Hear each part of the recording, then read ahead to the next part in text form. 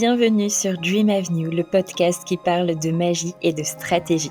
Je suis Charlotte, experte en marketing et communication, fondatrice de The Moonway Place. J'aide les entrepreneurs à développer leur business grâce à des stratégies alignées et qui leur ressemblent. Toutes les semaines, on se retrouve pour passer un moment hors du temps, ensemble, pour faire une pause dans ton quotidien et t'autoriser à rêver.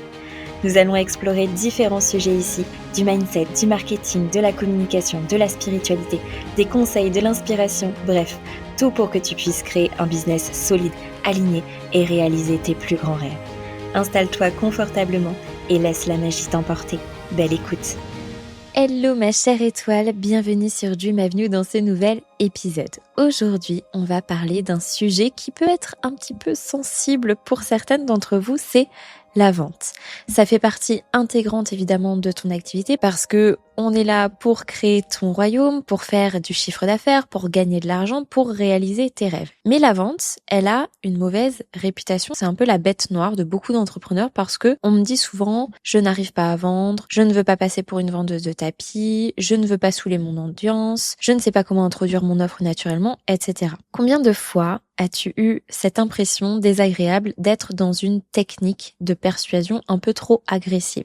Combien de fois tu t'es senti mal à l'aise à l'idée de parler de ton offre, de fixer un prix, de demander entre guillemets à quelqu'un d'acheter? Faut bien comprendre que vendre, c'est pas manipuler. Vendre, c'est pas convaincre quelqu'un contre son gré. Vendre, c'est aider. C'est tendre la main, c'est proposer une transformation à une personne qui en a besoin d'une façon qui lui donne envie d'y aller naturellement. Et pour ça, il n'y a pas besoin d'utiliser des techniques forcées, d'utiliser du marketing bourrin, il y a besoin d'alignement, d'émotion et d'authenticité.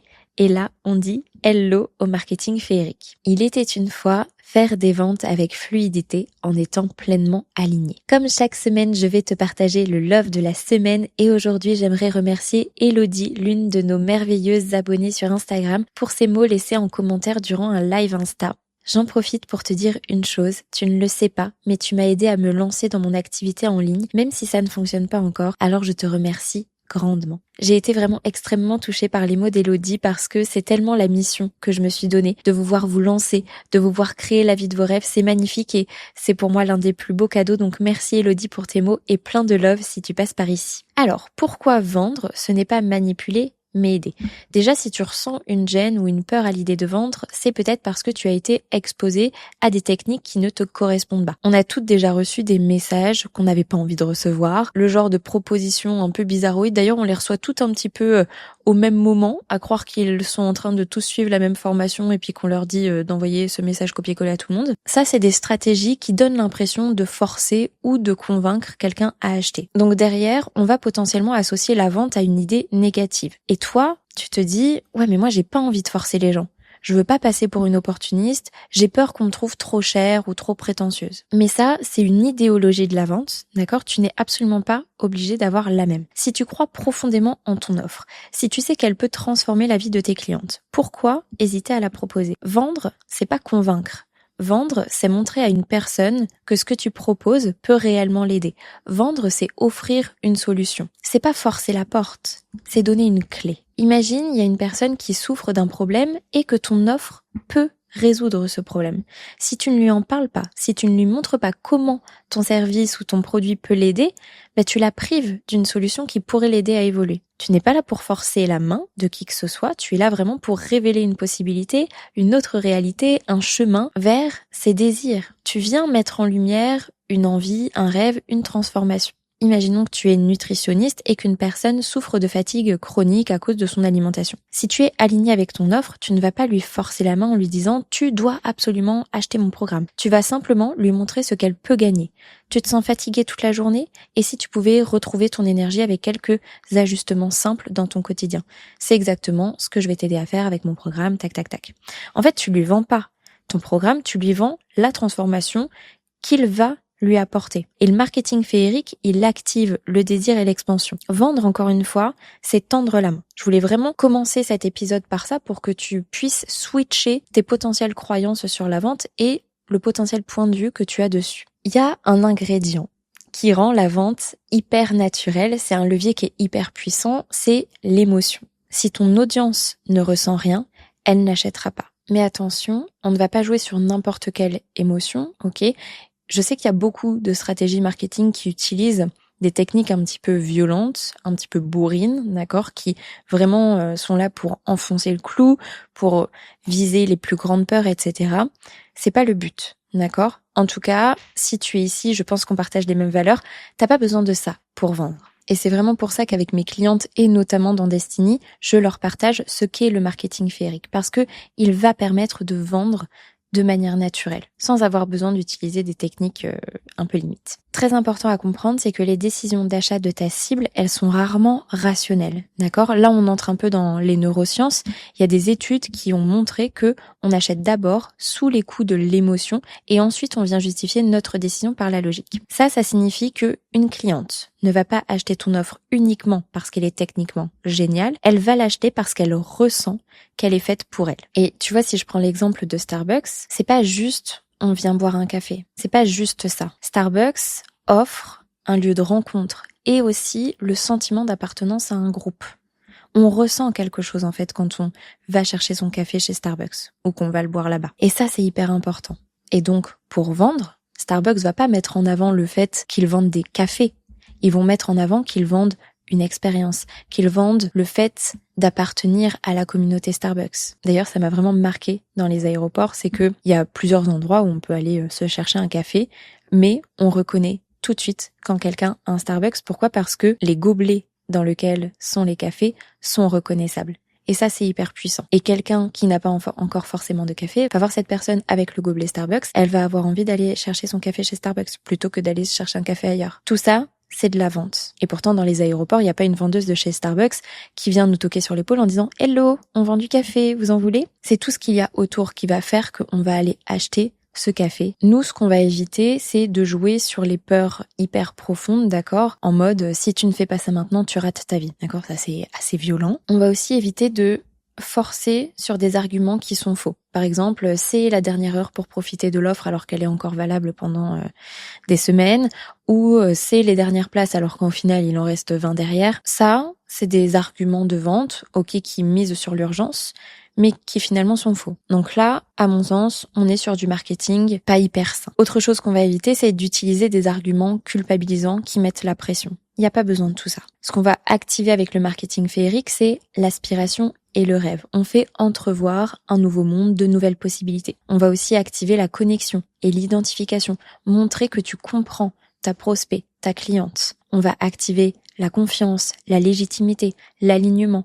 On veut vraiment faire en sorte que ton audience ressente que ton offre est faite pour elle. Et on va activer de l'émotion positive qui pousse à passer à l'action. Donc pour faire tout ça, tu as plusieurs possibilités. La première chose, ça va être d'utiliser le storytelling, le fait de raconter une histoire. Tu peux parler de ton parcours, de toi, ce que tu traverses ou ce que tu as traversé. Faut vraiment laisser ton audience se voir dans un autre scénario. Et c'est là que c'est hyper intéressant parce que souvent les communications que je vois passer sur Instagram se concentrent sur le problème externe. Alors qu'en fait, ce qui va permettre de déclencher des ventes, ça va être plutôt de parler des émotions, d'identifier ce qui frustre votre cible. Donc certes, votre offre, elle répond à un problème externe, mais elle vient répondre aussi à cette frustration qui est ressentie. Par exemple, problème externe, j'ai besoin de trouver de nouveaux clients. Quelle est la frustration derrière ça ?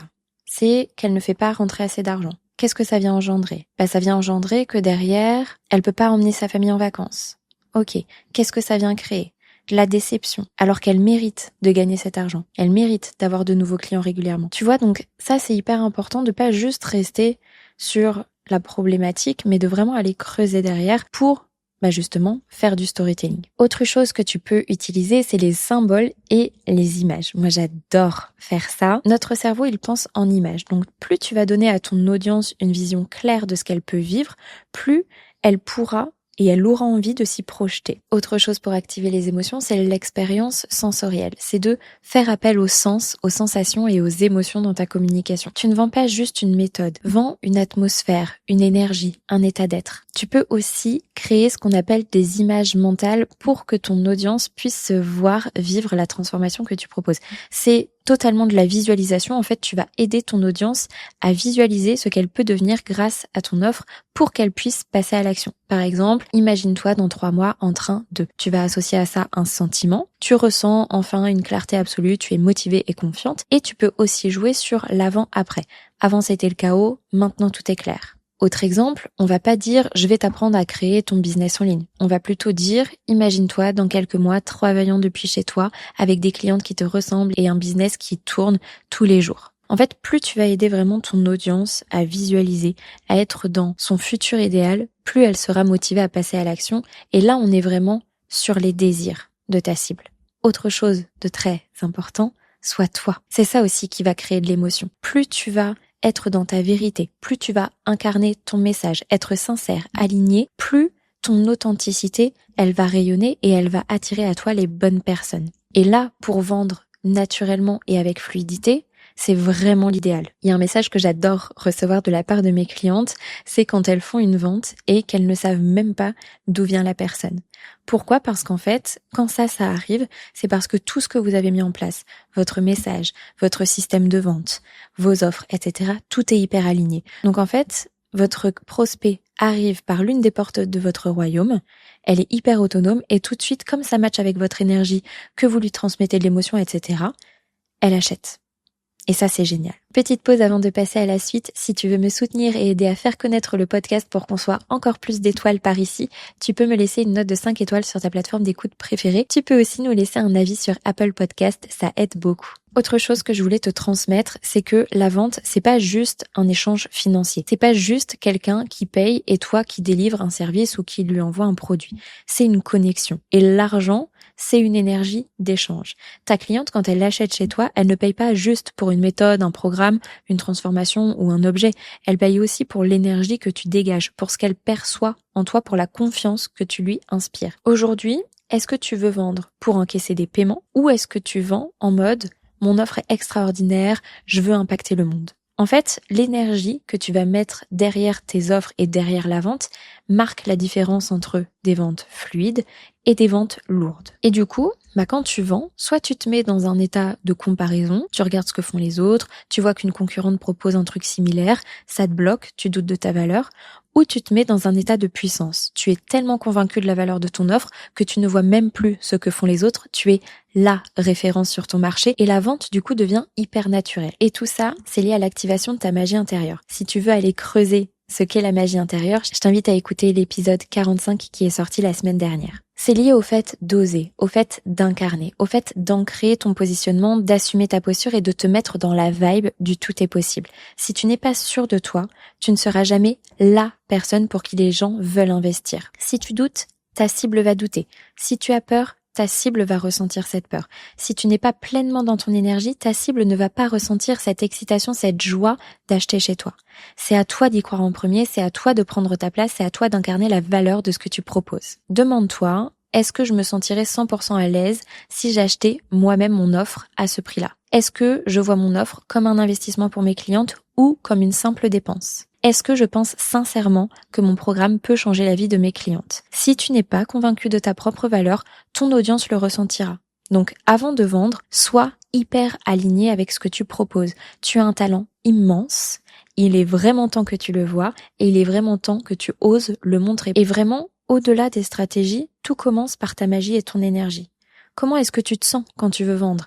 Est-ce que tu te sens petite, hésitante, pas sûre de toi ou au contraire, est-ce que tu sens cette vibration intérieure, cette conviction profonde que ton offre va transformer des vies ? Encore une fois, c'est toi qui choisis ta puissance, c'est toi qui choisis d'incarner pleinement ce que tu vends. Et c'est d'ailleurs pour ça qu'on travaille tout ça dans Destiny, pour que tu prennes confiance en toi, pour que tu réalises ta fucking valeur, pour que tu prennes vraiment ta place. Parce que si toi-même, tu ne reconnais pas la valeur de ce que tu fais, comment est-ce que tu veux que les autres la reconnaissent ? Pour conclure cet épisode, chose très importante à comprendre, il ne te manque rien du tout. Je ne peux pas vendre à ce prix-là, j'ai pas encore de preuve sociale. C'est faux. Je ne peux pas faire de lancement, mon offre n'est pas encore parfaite. C'est faux. Stop, ok? Ta valeur ne dépend pas de l'extérieur. Ta valeur ne dépend pas de ton nombre d'abonnés. Ta valeur ne dépend pas de combien de témoignages tu as affichés sur ton site. Ta valeur ne dépend pas du prix que tu affiches. Elle dépend de ce que toi, tu crois profondément de toi-même. Si tu crois que ton offre mérite d'exister et d'être achetée, alors ton audience le ressentira. Si tu crois que tu es la personne qui peut faire une vraie différence pour tes clientes, alors elles le verront en toi. Tout commence par toi. La vente, c'est pas un art de persuasion. C'est un art de connexion. Si cet épisode t'a fait du bien et t'a inspiré, n'hésite pas à m'envoyer un petit message sur Instagram, ça me fait toujours très plaisir d'échanger avec vous. Pour finir cet épisode avec de la magie, j'ai tiré une carte pour te partager le message de la semaine.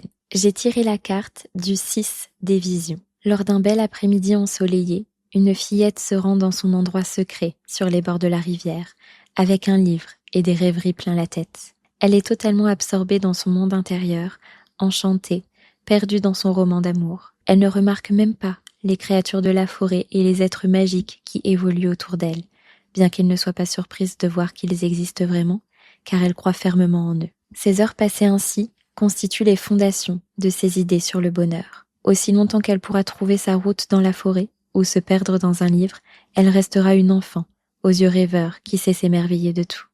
Lorsque nous grandissons, on attend de nous que nous mettions de côté le monde de l'enfance et que nous consentions à prendre la vie au sérieux. Pourtant, nous ne sommes jamais trop vieux pour faire l'expérience d'une vie enchantée. Cette carte est là pour vous rappeler l'enfant que vous avez été. Souvenez-vous qu'il fait encore partie de vous. Ce qui était magique dans l'enfance l'est encore aujourd'hui. Tout ce que vous avez à faire est d'y ouvrir votre esprit. Vos anciens amis issus des livres et de votre imagination sont à portée de main. Ils vous attendent pour partager un pique-nique sur le bord d'une rivière. Merci pour ta confiance, pour ton écoute. Si tu veux me soutenir et aider à faire connaître le podcast, tu peux me laisser une note de 5 étoiles sur ta plateforme d'écoute préférée. Merci du fond du cœur aux personnes qui prendront le temps de le faire. Souviens-toi, tout est à portée de rêve. On se retrouve très bientôt sur Dream Avenue.